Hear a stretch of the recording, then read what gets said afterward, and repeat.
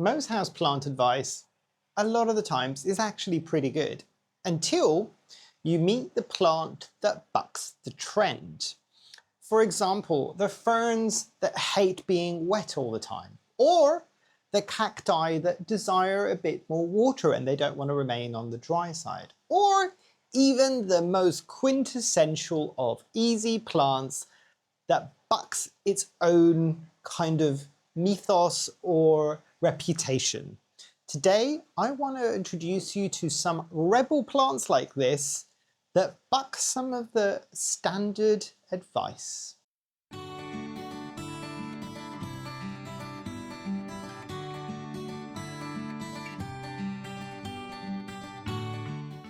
Hi, my name is Memo, this is my channel Houseplantygoodness, and essentially it's a place where I like to geek out about my big passion. You might be able to see some of it behind me, it's tropical houseplants. So the funny thing is that almost every plant care guide out there is trying to simplify or average out something that is immensely complicated. That's useful until you come across the exceptions. And guess what? Nature loves a good exception. And let's start with the most obvious and most quintessential of all houseplants, the golden pothos. And you might be surprised for me to have it on this list, and you're just like, what do you mean the golden pothos is on this list? How is it the exception? So again, I'm starting this because it's the obvious one, believe it or not, because poster child of the easy care plants. However, and believe me when I say this, because I see the comments from a lot of you, actually, not everybody, but from a lot of you, that invariably when I talk about the humblest of golden pothos, there are always comments, usually from people starting off, but not always. There's certain people that have also had golden pothos in their lives for many, many years, or they've grown it more substantially now, or they've got larger collections. And the question that I keep getting over and over again, which I never thought for a golden pothos, which is meant to be the easy plant, is, oh, I get the occasional yellowing leaves along the stems, but the growing tip is absolutely fine, the oldest leaves are absolutely fine, the soil is absolutely fine, but I'm still having this issue. And this is what I mean. The golden pothos, the quintessential of easy plants, there are exceptions to the rules, because remember what I said in the beginning, simplification of something that's immensely complex. So the reality is that golden pothos advice, the really simple advice, what are they basing it on? Where are the simple form or the easy form of growing the golden pothos? Where exactly are they growing it when they're giving you this advice? What watering are they giving it?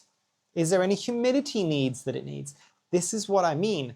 Sometimes you'll still get even the easiest of plants being the exception. Are all of the golden pothos going to be an exception? No, because everybody's conditions are going to be different.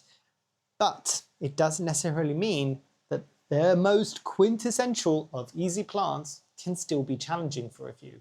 And let's talk about another familiar one, and people have heard me go on about this on my channel several times, considering how I really cannot grow this plant. The ZZ plant, the humblest of ZZ plants, or Zamioculca zamifolia. Whether you've got the green form, and actually when you start going into the cultivars, so the raven or even the variegated forms of this, it starts becoming even more complicated. Because again, what do you mean this plant? This is another one of those. It's poster child of being easy, and IKEA has been selling this all over the world everywhere. What do you mean? Like, I'm growing mine super easily. Hands up down below, because I know there's going to be a few of you, because I've seen it on other videos, that you have struggled to grow a ZZ plant. Because again, averaging advice. So the ZZ plant is one of those things, and it got the kind of claim to fame of being an easy plant because two things happened. Or actually one experiment specifically, if I'm not mistaken, I don't think this is anecdotal, I think this was actually an experiment that was carried out by somebody. Whether or not it was scientists or not, I don't know. But it was a case where they took a ZZ plant, they put it into a pitch black cupboard, they closed the door and left it there for a year. Meaning, no water for a year, and zero light for a year. And then it got the little kind of title of being easy because they opened it up after a year, fully expecting to see a dead plant, but actually that plant was still alive. I'm not talking about any form of thriving, it was still alive, which meant that it didn't need an awful lot of watering and it survived on 0 light. Now, people take that to heart, and a lot of the times this plant is just like, oh, you need to water it really infrequently. And I have killed one too many ZZ plants from like overwatering. I think it was Nick Pileggi that famously said if you're watering your ZZ plant more often than you're paying your mortgage or paying your rent, you're overwatering it. And I agree to a certain point with that. There's a slight caveat. But this is a plant that, generally speaking, if you think about where it's growing, would appreciate a lot more light than most people are giving it. I don't even get me started on what people assume that low light is in their house when in reality there's 0 light. But it is a plant that, and I'll give you the example of my brother who cannot grow most things to save his life, and he does not claim to have a green thumb. ZZ plants in his space thrive like mad. What is my brother really good at? Forgetting things, as in forgetting to water things. So some of the times the plants might go for weeks, if not months, without getting watered, and then they get watered. And then also he has put nearly all of his ZZ plants, because for him, he didn't know this concept of this is meant to be an easy plant and a low light plant, so he put it close to a window. Guess what his ZZ plants get a lot of? Light. Yes, yes, yes. Not low light, but bright indirect light. Some of them actually also get fully direct light. Are some of them going to crisp up? Yes, but are they growing like mad for a ZZ plant? Also yes. And then I hinted at this earlier on, but cacti that want more water. And some of you have probably already clocked on that one. I meant jungle cacti. I did not mean the traditional cacti that we can see with the thorny spines that are used to growing in kind of desert or arid conditions, where for them, yes, the water needs to happen less frequently. They need to have really porous soil because, again, remember where they're growing potentially in desert-like conditions, which means the water isn't maintained by the soil because there is a lot of sand and other particulates, which means the water drains away really quickly. They are also exposed to prolonged periods of drought. But then also when it does rain, anybody from a warm country that could care to chime in, and I can talk about this even from a Greek point of view, because in the summer we don't get an awful lot of rain. But what does happen in the summer if it does rain is you get the heavens open up and everything chucks down for about an hour. You literally think that everything is about to flood. It then stops raining immediately, and then within half an hour to an hour later, because the sun's out, everything is bone dry again. So imagine that a lot of desert situations with a lot of the desert cacti, that's what they're getting. They're getting a deluge, usually that might happen overnight, but not always.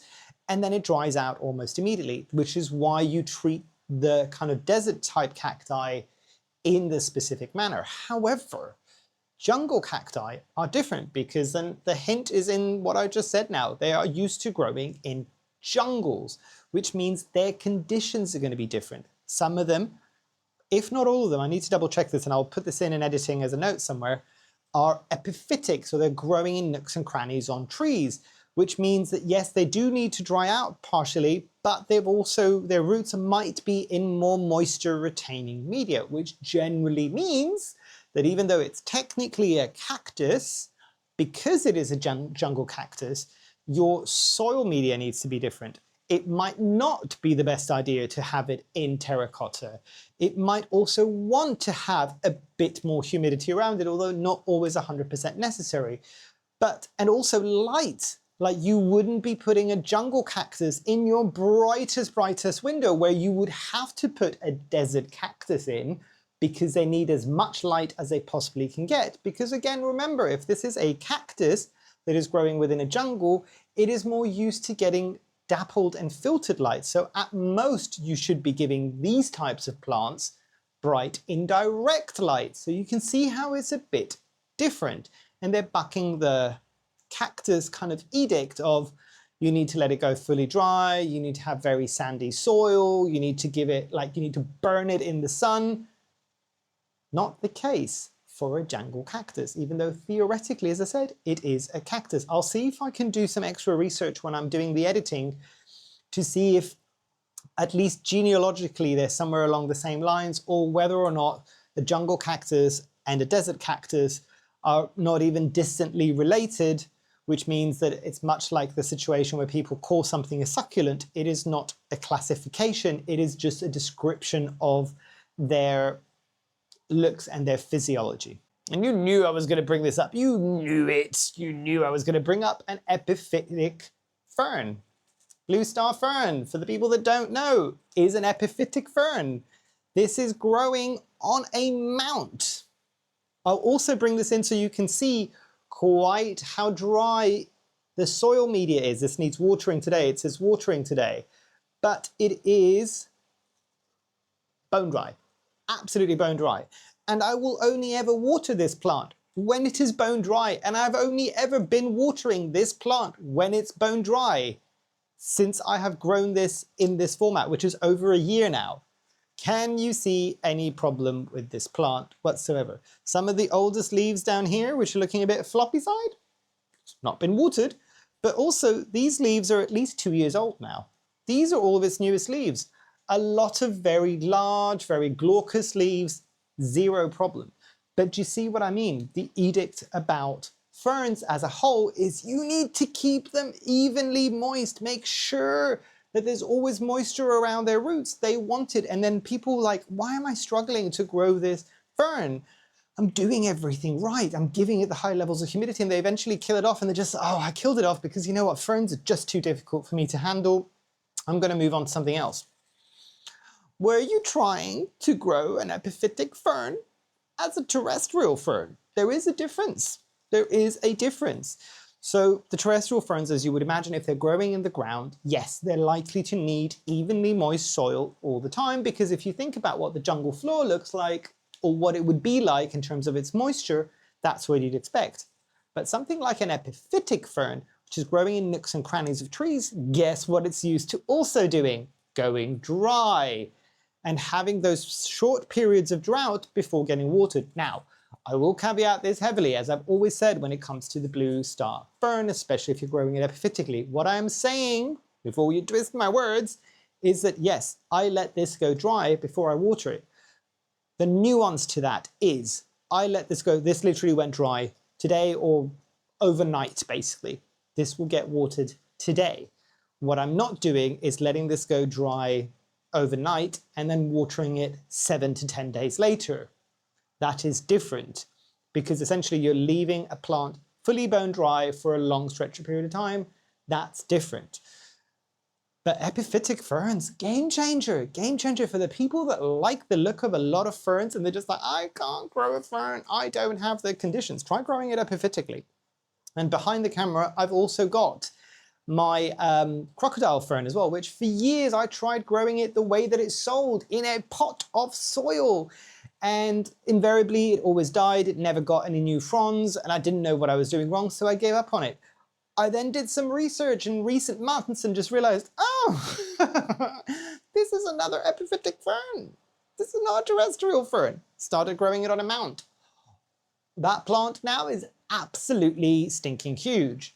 So there are always going to be exceptions to the rules. And how about a plant that is sold in thousands globally? And this might not surprise you. The lucky bamboo. For the people that might not know, because I think a lot of people are aware of this now, I'm going to spoil it for you and just say, this is not a bamboo. Never has been, never will be. That plant is not a bamboo. That plant is a Dracaena. And that's the thing, the expectation to this is, because the lucky bamboo is sold so cheaply and easily that a lot of people get it as gifts for people that they know, friends, family, all these things, and it usually comes in a vessel with some water and you've got the roots that are growing in that vessel. And your first assumption is that it is an aquatic plant, or at least semi-aquatic plant. Let me ask you the simple question. When we all propagate in water, we're not propagating aquatic plants by and large, we are propagating Houseplants in water. Guess what we get in the water when you're propagating in water if you've done it right? Roots in water. That does not make that plant aquatic. Can you keep a plant that has got water roots in water for a long period of time, as long as you're kind of doing the maintenance that you need and changing the water and putting in nutrients every so often? Yes. Will that plant grow as well as if it was in soil or in the media that it should be growing in? Jury is out on that one. Like a lot of the times, the media where it grows in nature in will be the preferred option for most of these plants, and that's when you'll get consistent and good active growth. If this is a Dracaena, it ain't an aquatic plant. It is a plant that is used to growing in a soil type media. So moving something like a Dracaena or the lucky bamboo, because a lot of people are going, I don't know if it's a lucky bamboo, I can't grow it for a long period of time and I think it's dying off. It's because you're growing it aquatically. Try taking it out of the water, put it in an airy, arid soil mix and water it like you would any other Dracaena that you have. And for the people that might not know what Dracaenas look like, I'll put a picture or a video here so you can see what a Dracaena looks like. And guess what you will then have? A lot of success on your lucky bamboo / truly a Dracaena. Another one that kind of bucks expectations is we've all heard the edicts and just like, you absolutely cannot leave water in a drip tray of a plant, or the plant can't be sitting in water. It means that soil is going to go boggy and that plant is going to go anaerobic, and it's going to, like, the soil is going to go anaerobic, and the roots, not the roots, the soil, the roots, essentially there's not going to be oxygen. Tripping over my words. There's not going to be oxygen available to the roots because it's constantly going to be damp, which is going to lead to root rot. I raise you carnivorous plants, bog type carnivorous plants. How would you be growing those? Yes, yes. Usually with their soil media sitting in a vessel of water. Because, as I said earlier on, bog plants, they are used to growing in those conditions. They expect those types of conditions. So if you're a kind of person who loves growing plants like that and loves to fill up the water reservoirs, or cannot be bothered to drain the water reservoirs after you've filled something, and you struggle with houseplants in general, try your luck at some carnivorous plants, because that's what they expect. That's what they want. So again, bucking the expectation. In this case, it's not the expectation for the carnivorous plants, because a lot of people, when they're talking about carnivorous plants, they know that they need to have those conditions as long as they are bog type carnivorous plants. But the edict for the overwater is going, you just can't keep a plant happy because you're an overwaterer. That plant doesn't need water all the time. Guess what overwaterers, by and large, can grow really well? Carnivorous plants, because it leans fully into the crazy urge that we all have to keep watering our plants all the time, even when they don't need it. Too much love, too much love.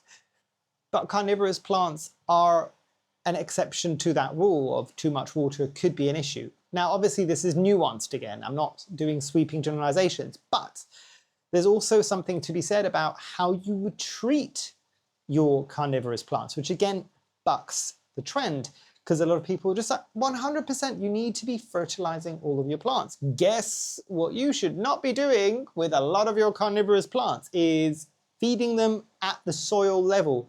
That is not what the plant is used to doing. It will get its nutrients from whatever bug it manages to catch. Swiftly add onto here, which I know everybody has said this already, but it bears repeating even from me, you do not need to become a bug scavenger for your carnivorous plants. Let them do what they are meant to do in nature.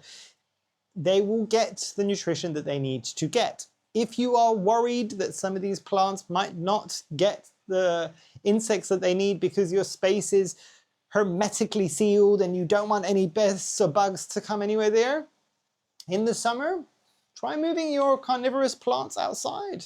It's an all-you-can-eat buffet. Obviously, you need to transition them over properly and care of all the environment and everything, because obviously they're used to being indoors. But yeah.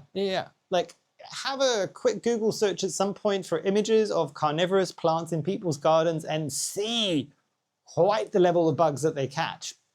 So you don't have to become the bug killer, which again, some carnivorous plants, they need the bugs or the food to be moving. So you giving it a bug that is not moving, I'm thinking specifically of the Venus flytrap. It's got those little hairs that in order for them to trigger and to trigger that process to start fully, if I'm not mistaken, there needs to be some movement. There needs to be, for lack of better words, struggle from whatever they've caught in order for them to know, oh yes, I've caught something that's going to be good enough for me to consume.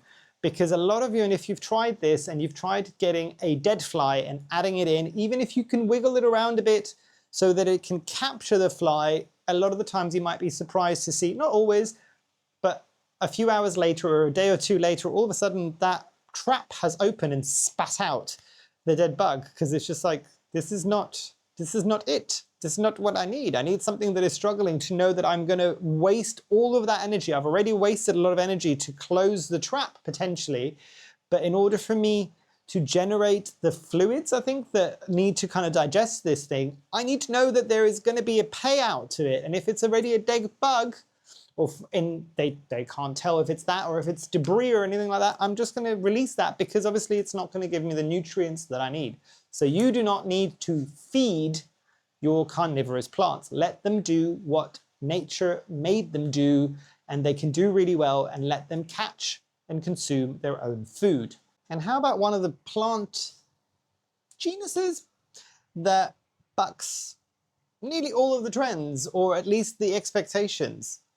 How about a plant without any roots? None at all. Or actually, you do occasionally get some roots, but it's mainly for attachment rather than anything else. Any of the Tillandsias. And Tillandsias, by the way, is the group of plants that are commonly known as air plants. And these can have many different formats, many different forms of air plants. And the one that usually catches off most people off guard is that the humble Spanish moss is a Tillandsia. It's not a moss. I don't even think it originated from Spain. Quite why it got its name, I don't know. I'll see if I can find a little tidbit of information, add it on the screen. I think I did know this at some point, but it's kind of eluding me at the moment. But that is also an air plant. So by and large, they don't have roots. They absorb moisture from specialized cells within their leaves. So a lot of the times the way that you would water this plant is you would take the entire plant and submerge it in water for X amount of time, and then you would remove it from that water. You would make sure that none of the water sits in any of the nooks and crannies or more traditional air plants. You kind of dry it upside down. You'd make sure that it's in front of a fan or anything like that to properly dry it out, because if water sits for too long within those nooks and crannies, you might get some rot. But that's it. And you only need to do it once every week or once every 2 weeks, or even less frequently if it's not getting a huge volume of light, or if it's the winter time and it's not got to deal with huge temperature fluctuations between day and night. So it is one of those things that it bucks the trend, because it's just like, well, where are the roots? Or how does it photosynthesize? Or how does it absorb its moisture? And do the roots that it has, that it uses to attach, some of them, not all of them, and not in every scenario, do they need to absorb oxygen again, like the traditional roots that you might find in soil? This is what I mean. These plants, not just the air plants, every plant I said in this video bucks expectations. And they are rebels in that respect, because they're not all going to be the same. And on that point, into some of my final thoughts, you know me, I like the weirdos. And I think a lot of you find my channel because you also love the weirdos. These are weirdos within their own right, because they don't do what we all expect them to do. The golden pothos, yes, can be super easy, but at the same time, a golden pothos could act really bizarrely, because your conditions are so far apart from what everybody else's is. So for you, it's not necessarily an easy plant. A ZZ plant thriving in much higher light levels. Then you get things like the ferns, the epiphytic ferns that are used to growing on trees and in nooks and crannies, which means that they want to go dry, or at least they're used to going dry and they expect it. Jangol cacti not behaving like traditional cacti. The Tillandsias not having kind of roots to absorb their moisture and they absorb it from their leaves. They can also, they're much better adapted, the Tillandsias, the air plants, to also getting some moisture from the ambient humidity around them because they've got those, I think it's trichomes on their leaves, so kind of something that looks a bit like hair-like structures. You might not see it with the naked eye, but if you ever get your camera, maybe your phone camera, because most people will have that rather than a microscope, and zoom in quite a bit, you should be able to see some structures that are just like, oh, this is actually hairy. Didn't realize it was hairy.